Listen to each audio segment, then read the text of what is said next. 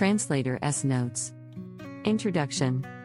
It may be interesting to some persons to learn how it came about that Vatsyayana was first brought to light and translated into the English language.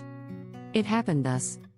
While translating with the pundits the Anungarunga, or the stage of love, reference was frequently found to be made to one Vatsya. The sage Vatsya was of this opinion, or of that opinion. The sage Vatsya said this, and so on. Naturally, questions were asked who the sage was, and the pundits replied that Vatsya was the author of the standard work on love in Sanskrit literature, that no Sanskrit library was complete without his work, and that it was most difficult now to obtain in its entire state. The copy of the manuscript obtained in Bombay was defective, and so the pundits wrote to Benares, Calcutta and Jaipur for copies of the manuscript from Sanskrit libraries in those places. Copies having been obtained, they were then compared with each other, and with the aid of a commentary called Jayamangla, a revised copy of the entire manuscript was prepared, and from this copy the English translation was made. The following is the certificate of the chief pundit. The accompanying manuscript is corrected by me after comparing 4 different copies of the work. I had the assistance of a commentary called Jayamangla for correcting the portion in the first 5 parts, but found great difficulty in correcting the remaining portion because, with the exception of 1 copy thereof which was tolerably correct, all the other copies I had were far too incorrect. However, I took that portion as correct in which the majority of the copies agreed with each other.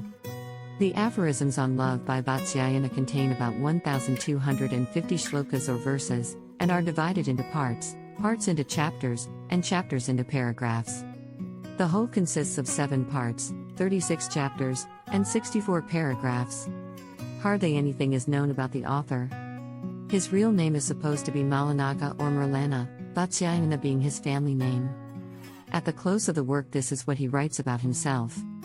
After reading and considering the works of Babravya and other ancient authors, and thinking over the meaning of the rules given by them, this treatise was composed, according to the precepts of the Holy Writ, for the benefit of the world, by Vatsyayana, while leading the life of a religious student at Benares, and wholly engaged in the contemplation of the deity.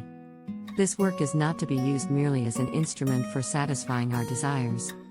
A person acquainted with the true principles of this science, who preserves his dharma, virtue or religious merit, his urta, worldly wealth, and his kama, pleasure or sensual gratification, and who has regard to the customs of the people, is sure to obtain the mastery over his senses. In short, an intelligent and knowing person attending to dharma and urta and also to kama, without becoming the slave of his passions, will obtain success in everything that he may do.